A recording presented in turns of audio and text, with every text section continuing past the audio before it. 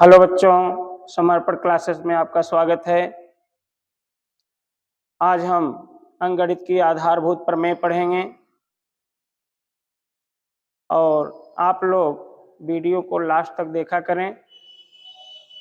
और एक दूसरा चैनल भी समर्पण के नाम से ही वो भी चालू होने वाला है, उसका लिंक डिस्क्रिप्शन में दिया जाएगा और आप लोग उसको भी सब्सक्राइब करिएगा, लाइक करिएगा।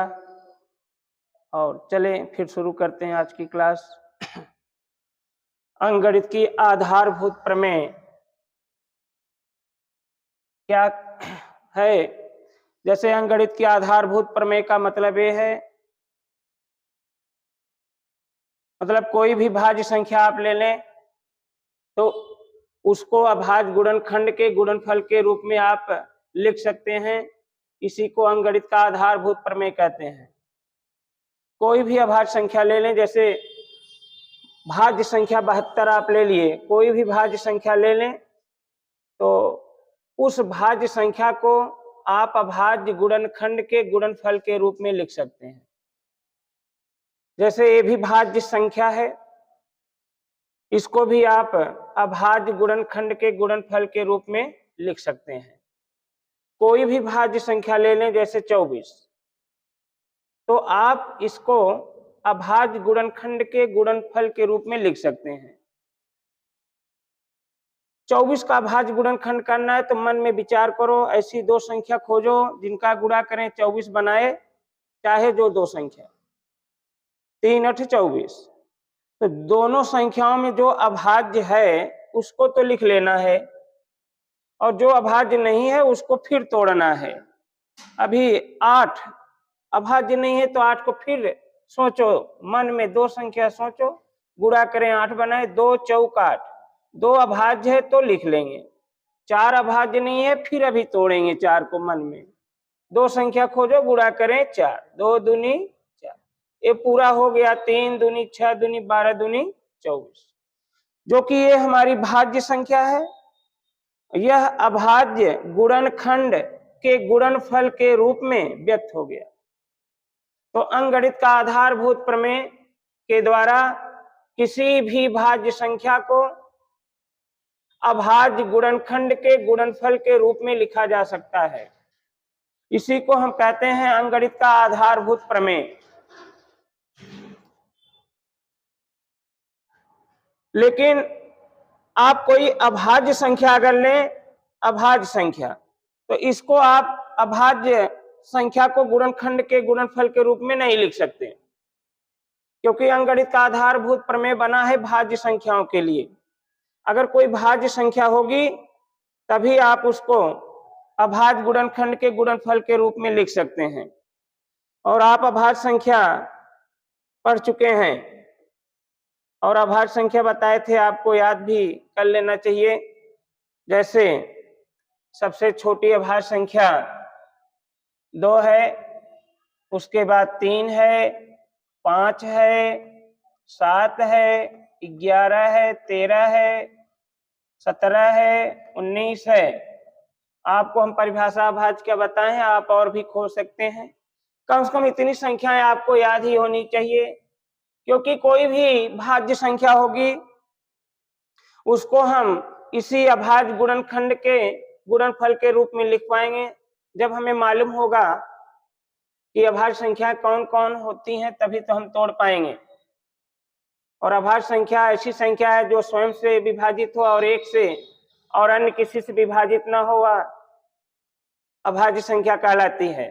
तो सबसे छोटी अभाज्य संख्या 2 है। अगर कुछ बड़ी संख्याओं का हमें प्राइम फैक्टर अभाज्य गुणनखंड करना हो तो हम क्या करते हैं, जैसे चलो लेते हैं, मान लो 144, 144 का अभाज्य गुणनखंड करना है। अगर डायरेक्ट न तोड़ पाए तो आप ऐसे कॉलम बनाएं और सबसे पहले सबसे छोटी अभाज्य संख्या होती है 2, पहले 2 से काटना प्रारंभ करें।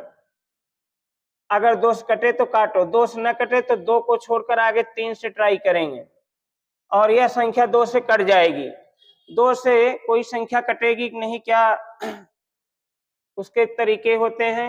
हमें लास्ट अंक, इकाई अंक देखना होता है यदि संख्या का इकाई का अंक 2 से कट रहा है तो पूरी संख्या 2 से कट जाएगी। तो इकाई का अंक 2 से कट जाएगा तो इसलिए पूरा 2 से कट जाएगा। तो 2 7 14, 2 दूनी 4, फिर 2 सभी कट रहा है तो काटते रहो। 2 3 6, 1 बचा, 1 गया, 2 के साइड में 12 बनाया, 2 छंग 12, फिर 2 काटे, 2 1 के 2, 1 बचा, 1 6 के बगल में गया, 16 बनाया, 2 8 16, जब तक 2 कटे काटते रहे। 2 9 18। अब यह 2 से नहीं कटेगा, 2 से नहीं कटेगा तो हम आगे 3 से ट्राई करेंगे। तो 3 3 9, फिर 3 1 के 3, लास्ट में 1 आ जाए तो हमारी प्रक्रिया समाप्त होती है।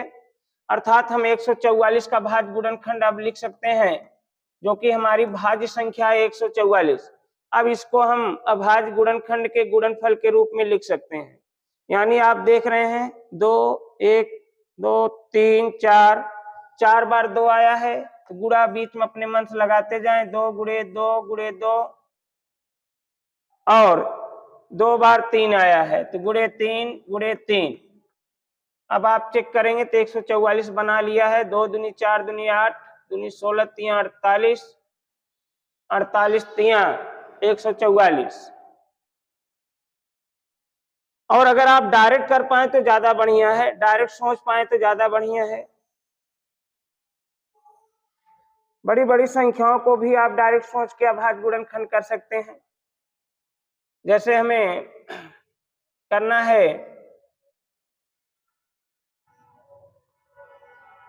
चलो 112 का हम कर रहे हैं, 112 का अभाज्य गुणनखंड। तो 112 दो संख्या अगर सोच पाओ तो सोच लो, गुणा करें तो 112 बनाए तो 56 दूना 112। तो 2 तो अभाज्य है तो लिख लेंगे, 56 अभाज्य नहीं है तो नहीं लिखेंगे, फिर तोड़ेंगे 56 को। दो संख्या सोचे, 7 8 56, 7 को लिख लेंगे, 8 को फिर तोड़ेंगे, 2 चौका 8, 2 तो लिख लेंगे अभाज्य, जो अभाज्य मिले उसको लिखते जाओ, फिर 4 को तोड़ दो, 2 दूनी 4। ये आपका 112 बना लिया। 2 7 14 दूना 28, दूना 56, दूना 112। आप डायरेक्ट भी तोड़ लो, अगर डायरेक्ट ना तोड़ पाओ तो आप ऐसे बड़ी संख्या हो तो ऐसे कॉलम बनाया करो, और सबसे छोटी अभाज्य संख्या 2 से पहले ट्राई करो। 2 पच्चे 10, 11 है, 1 बचा 12 बना, तो 2 छंग 12, फिर 2 से काटे जब तक कटे, 2 दूनी 4, 1 बचा, 2 8 16, फिर 2 से काटे, 2 1 के 2, 2 चौका 8, फिर 2 से काटे 7। अब ये 2 से नहीं कटेगा तो आगे 3 से चेक करो, नहीं कटेगा, 5 से चेक करो, नहीं कटेगा, 7 से कटेगा। आपको जान लेना चाहिए ये अभाज्य संख्या है। अगर अभाज्य संख्या है तो अभाज्य हमेशा अपने से ही कटेगी, 7 1 के साथ। यानी आप मिलाएंगे तो ही बात आए मिलेगा, जो इसमें आप डायरेक्ट किए हैं। देखो 2 कितनी बार गिनो, 1 2 3 4, इसमें भी 2 4 बार, 1 2 3 4, 7 एक बार, इसमें भी 7 एक बार। कहने का मतलब अगर आप डायरेक्ट ना तोड़ पाओ तो आप ऐसे कॉलम बना के भी तोड़ना, और कॉलम बना के अगर तोड़ेंगे तो आपको ये चीज याद होनी चाहिए अभाज्य संख्या कौन कौन होती है। चलिए कुछ हम सीखते हैं आगे।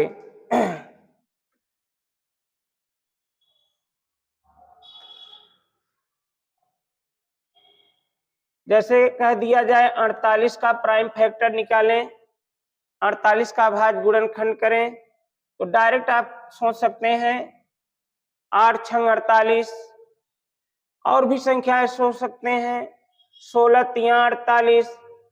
दो संख्या मन में खोज लिया करो, गुणा करें 48, 16 और 3 खोज लिए मान लो, तो जो दोनों में अभाज्य आपको लगे वो तो लिख लो। 3 तो अभाज्य है, इसको लिख लो, फिर गुणे 16 अभाज्य नहीं है, अभी नहीं लिखेंगे। फिर दो संख्या खोजो, गुणा करें 16, कोई भी दो संख्या खोजो मन में, गुणा करें 16, 2 8 16, 2 तो लिख लेंगे अभाज्य है, 8 अभाज्य नहीं है, तभी फिर हम सोचेंगे।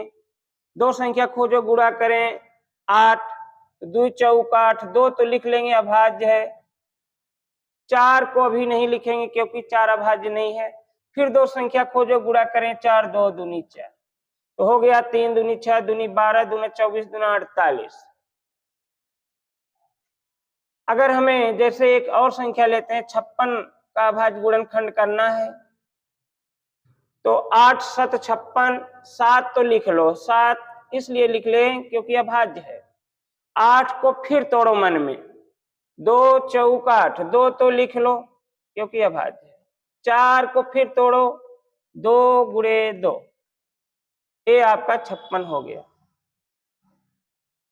ये तो अभाज्य गुणनखंड दोनों संख्या का हो गया। अब हम सीखेंगे इन अभाज्य संख्याओं का एचसीएफ कैसे निकालेंगे, मस है एचसीएफ मस कैसे निकालेंगे। मस पूरा नाम होता है, हिंदी में अगर कहें तो महत्तम समापवर्तक, महत्तम समापवर्तक।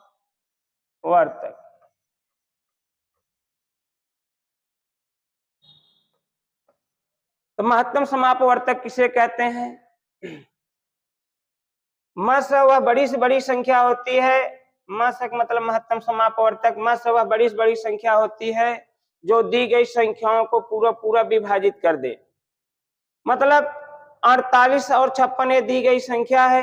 एक ऐसी बड़ी से बड़ी संख्या सोचो जो 48 को भी डिवाइड कर दे, 56 को भी डिवाइड कर दे, तो वही इसका मस होगा।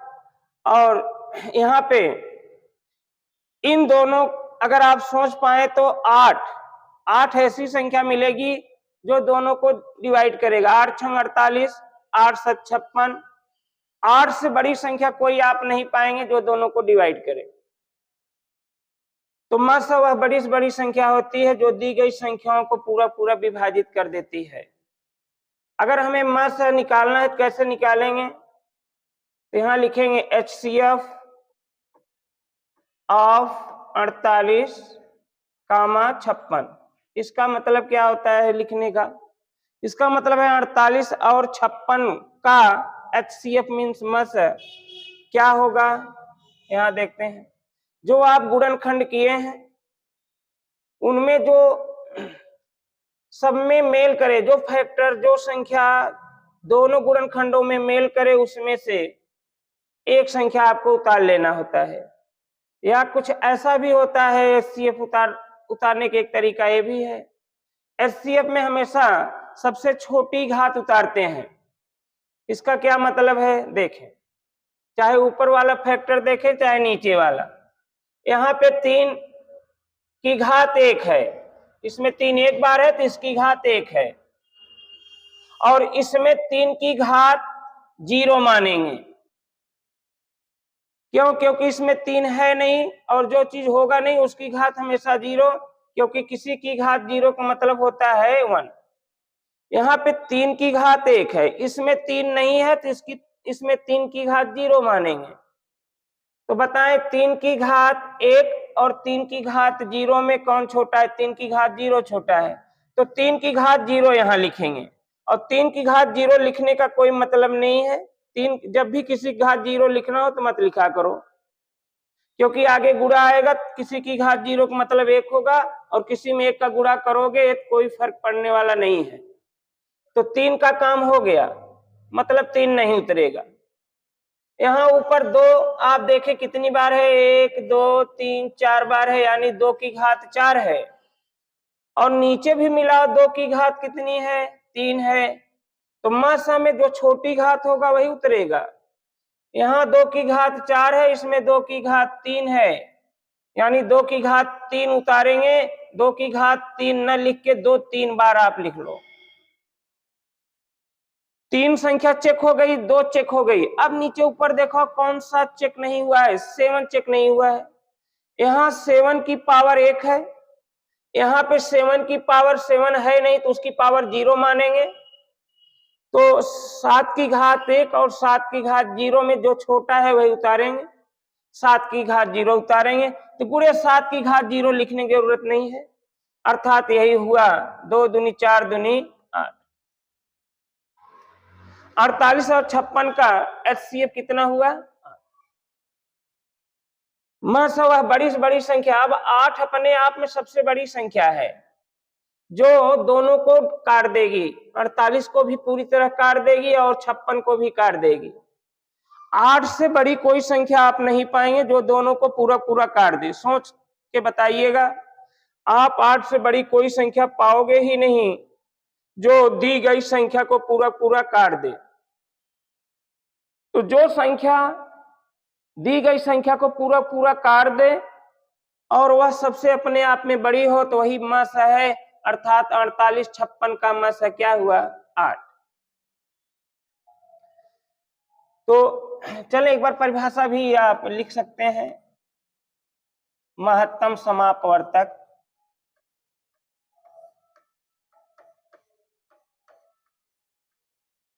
महत्तम समापवर्तक का परिभाषा क्या होगा? इसे हम शॉर्ट में HCF कहेंगे। HCF का मतलब हाईएस्ट, C का मतलब कॉमन, F का मतलब फैक्टर, हाईएस्ट कॉमन फैक्टर, महत्तम समापवर्तक। तो म स वह बड़ी से बड़ी संख्या होती है, म स वह बड़ी से बड़ी संख्या होती है,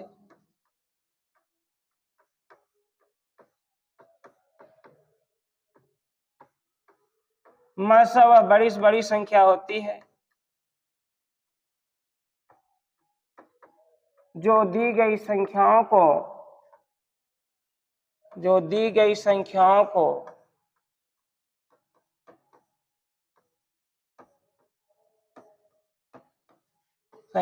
को पूरा पूरा विभाजित कर दे, पूरा पूरा विभाजित कर दे।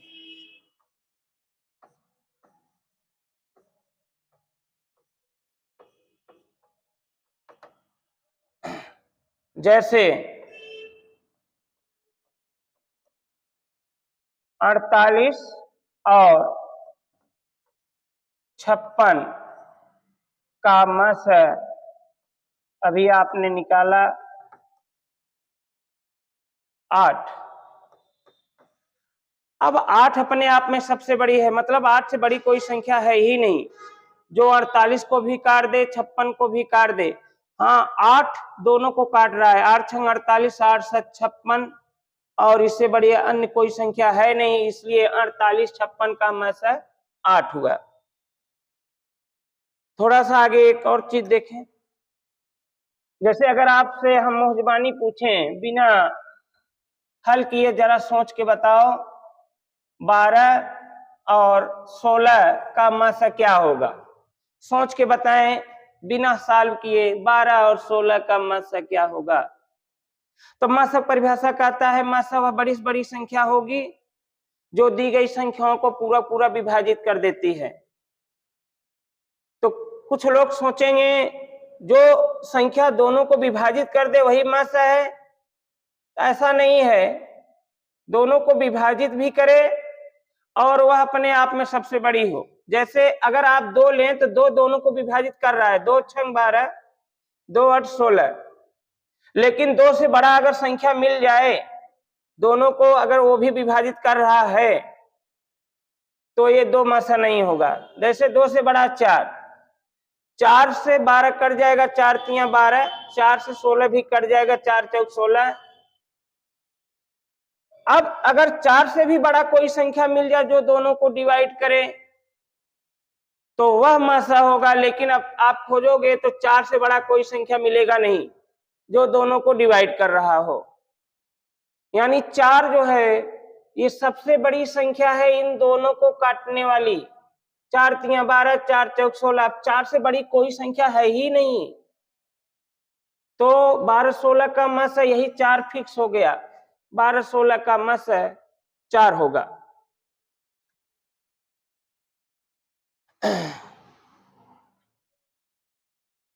जैसे आपके प्रश्नावली में देखते हैं क्या इस समय दिया है,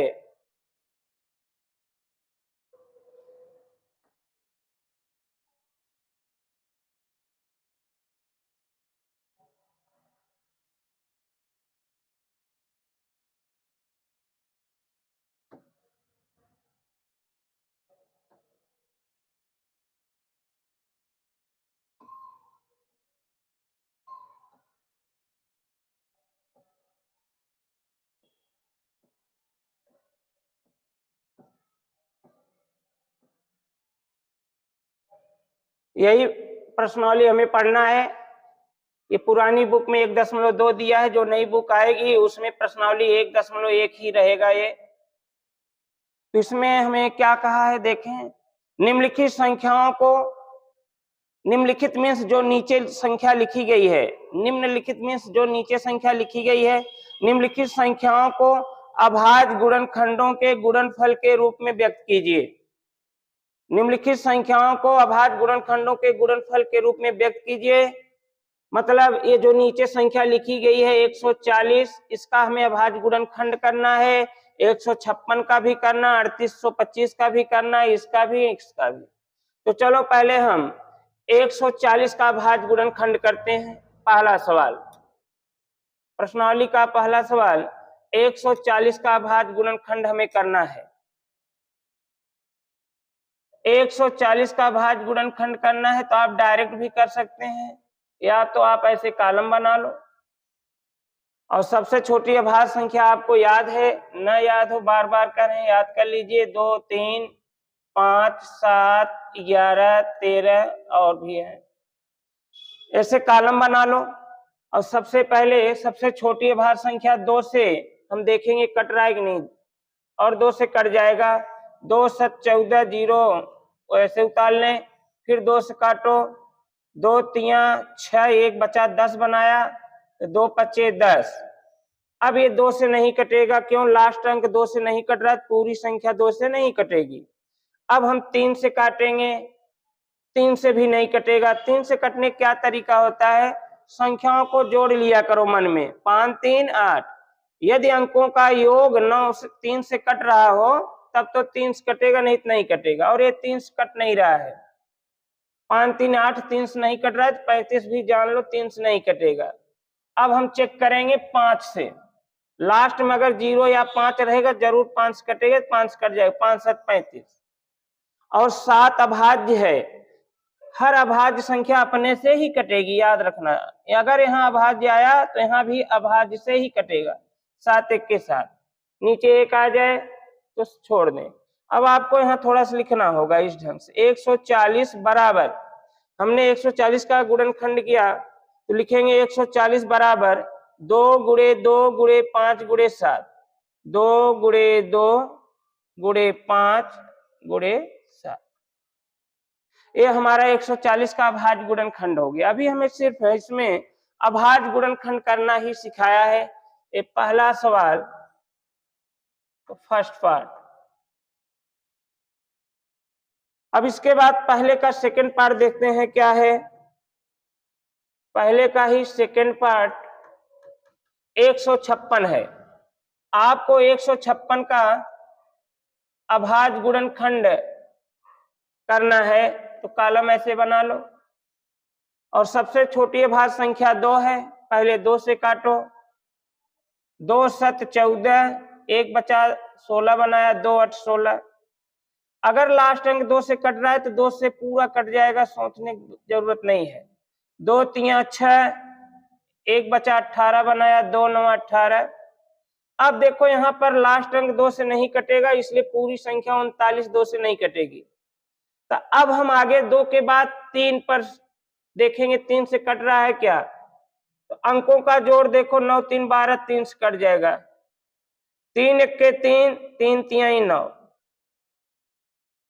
फिर देखो आपको हमने बताया 13 क्या है, पहचानो अभाज्य संख्या है, और जब भी यहाँ अभाज्य संख्या अंदर मिलेगी वह हमेशा अपने से ही कटेगी। आप ढूंढना मत 2 से 3 से किससे काटें, अगर कोई अभाज्य संख्या है तो अपने से ही कटेगा, 13 13 से ही कटेगा, 13 1 के 13। जब नीचे 1 आ जाए तो आपका स्टेप समाप्त हो जाता है। यानी 156 बराबर 2 गुणे 2 गुणे 3 गुणे 13, ये आपका अभाज्य गुणनखंड 156 का हो गया। एक सवाल और देख लें, थर्ड नंबर, पहले का थर्ड नंबर थोड़ी बड़ी संख्या है, 3825। 3825 का अभाज्य गुणनखंड करना है। तो सबसे छोटी अभाज्य संख्या 2 से देखते हैं कट रहा है कि नहीं। लास्ट अंक 2 से नहीं कट रहा है तो क्लियर है पूरी संख्या 2 से नहीं कटेगी। अब हम 3 से चेक करेंगे कट रहा है कि नहीं। 3 से कटेगा कि नहीं कटेगा, इसके लिए सबको जोड़ो। 8 3 11, 11 2 13, 13 5 18, अंकों का योग 18 जो 3 से कट रहा है, तो इसलिए पूरी संख्या 3 से कट जाएगी, यानी 3 से काटेंगे। 3 1 3, 3 दूना 6, यहाँ 2 बचा, 2 आया, 2 के बगल 22 बनाया। देखो भाई ये डॉट है, दशमलव नहीं है, तो ये 3 दूनी 6, 2 22 बनाया, 3 7 21, 22 था 1 छोड़ा है, 15 बनाया, 3 5 15, 2 1 3 7 3 10 5 15, फिर भी 3 सभी भी कटेगा, 3 चौक 12, 3 दूनी 6, 3 5 15। अब 4 2 6 5 11, 3 से नहीं कटेगा, ये इसलिए पूरी संख्या 3 से नहीं कटेगी। तो 3 के बाद अभाज्य संख्या 5 आती है, तो 5 से काटेंगे। 5 8 40, 2 बचा, 5 के बगल 25 बनाया, 5 5 25, लास्ट में अगर 5 है तो 5 से कटता रहेगा। 5 1 5, 3 छोड़ा, 5 7 35, और 17 अभाज्य संख्या है। 17 अभाज्य संख्या है तो 17 अपने 17 से ही कटेगा, 17 1 17, यानी हम लिख सकते हैं अब 3825 का अभाज्य गुणनखंड बराबर क्या आया, 3 गुणे 3 गुणे 5 गुणे 5 गुणे 17, 3 गुणे 3 गुणे 5 गुणे 5 गुणे 17, ये आपका 3825 का अभाज्य गुणनखंड मिल गया। चलिए आगे फिर हम देखेंगे अगली क्लास में, तब तक के लिए धन्यवाद।